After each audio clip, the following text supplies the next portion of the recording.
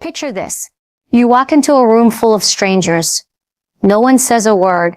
The air is quiet, but you can feel something. Someone's nervous. Someone's sizing you up. Someone's pretending to be confident. And in that moment, before the first handshake, before the first hello, before a single syllable is spoken, you already know who's going to be your ally, who's going to challenge you, and who's hiding something. That's not magic. That's not mind reading. That is a skill. A skill most people never learn, but the people who do, they hold the advantage in every situation. Negotiations, job interviews, dates, boardrooms, even in dangerous situations. They move through the world with a kind of quiet certainty. Because here's the truth most people never tell you.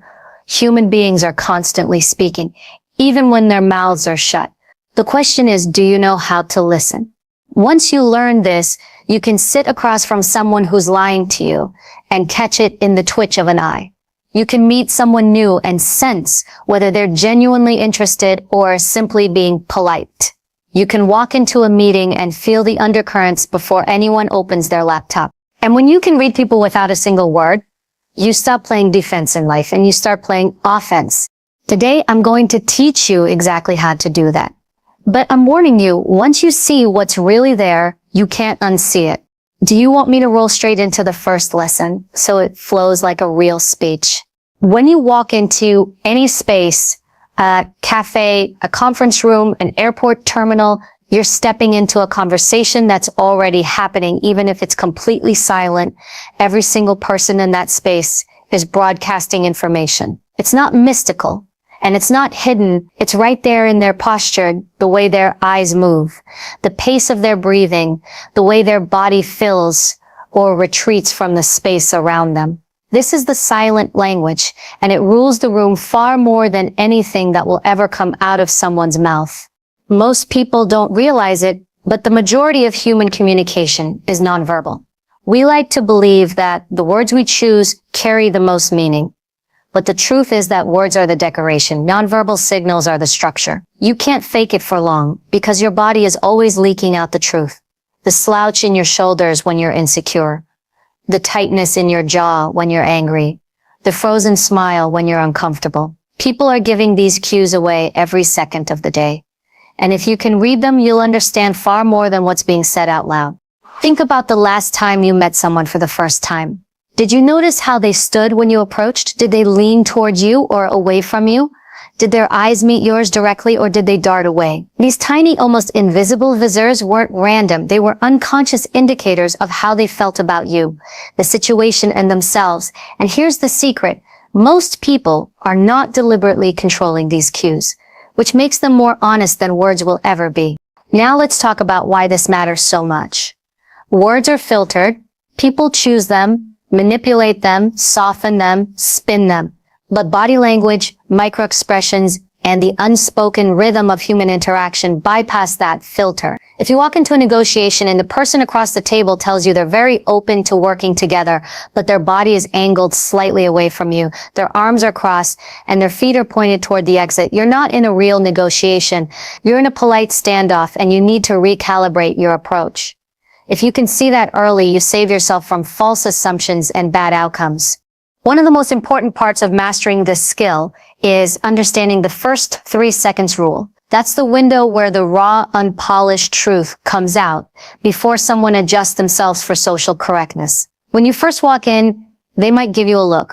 They didn't mean to give. Their eyebrows might rise just slightly in surprise. Their lips might tighten a fraction. Their body might stiffen or relax. These are your unfiltered signals. Pay attention to that moment, because after those 3 seconds, the mask usually comes on.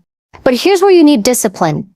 This isn't about making snap judgments. It's about collecting data. You see the cues, but you don't immediately label them as good or bad. You store them away and watch for patterns. Maybe that stiff posture isn't about you. Maybe it's about the fact that they just came in from the cold. Maybe that averted gaze isn't dishonesty. It's cultural, or it's shyness. The silent language speaks volumes, but it still needs context to be interpreted correctly. When you really begin to study this, you'll find that every environment has its own undercurrent.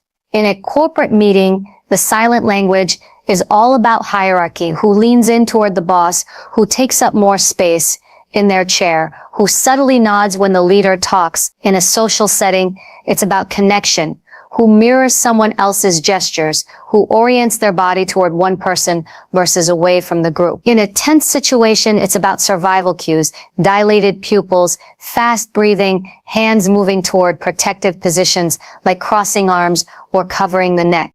And here's the game changer. Once you start picking up on these signals, you stop being reactive. Most people walk into a room and only start forming impressions after someone speaks to them.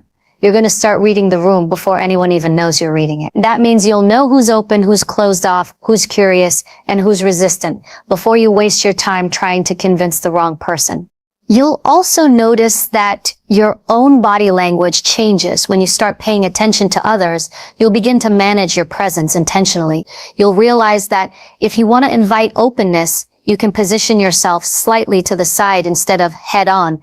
Keep your arms relaxed and angle your feet toward the person you want to connect with. You'll learn that slowing your breathing slows the energy in the room. You'll understand that holding eye contact for a fraction longer can project confidence, while breaking it too quickly can suggest uncertainty. The silent language isn't about manipulating others, it's about clarity.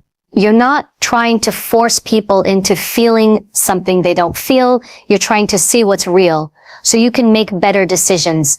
It's like turning on a light in a dark room. The furniture was always there, but now you know exactly where it is and how to move without bumping into it. So the next time you walk into a space, stop before you rush into conversation, before you open your mouth, before you announce yourself. Just observe who's taking up space, who's retreating, who's animated, and who's holding tension, who's looking around versus who's locked in on a single point.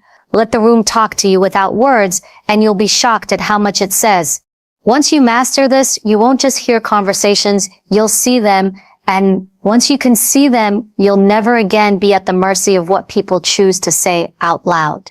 You'll be listening to the language that truly runs the show, the silent one. Most people walk into a room and immediately step into performance mode. They adjust their smile, pick a confident tone, maybe crack a joke, or try to show they belong. Without realizing it, they become the center of their own attention. They're thinking about how they're coming across, how their outfit looks, whether their handshake is firm enough, whether they sound smart or likable. And because their mind is consumed with how they're being perceived, they miss the much more valuable part of the interaction, reading everyone else. If you want to master the art of reading people, the first mental shift you need is this. Stop performing. Start observing. This is about stepping off the stage in your own mind. When you're the performer, you're broadcasting. When you're the observer, you're receiving. And the truth is, you cannot do both well at the same time. Observation requires mental space. It requires you to quiet the noise in your own head so you can catch the subtle signals in someone else's. If you're busy rehearsing your next sentence or worrying about what they think of you, you won't notice the way their mouth tightened right before they answered your question. You won't catch the brief glance they threw to the person sitting next to them before they agreed with you. You won't see the way their shoulders sank when a particular topic came up. These moments are gold. They're the unfiltered truth. But they vanish if your focus is turned inward instead of outward.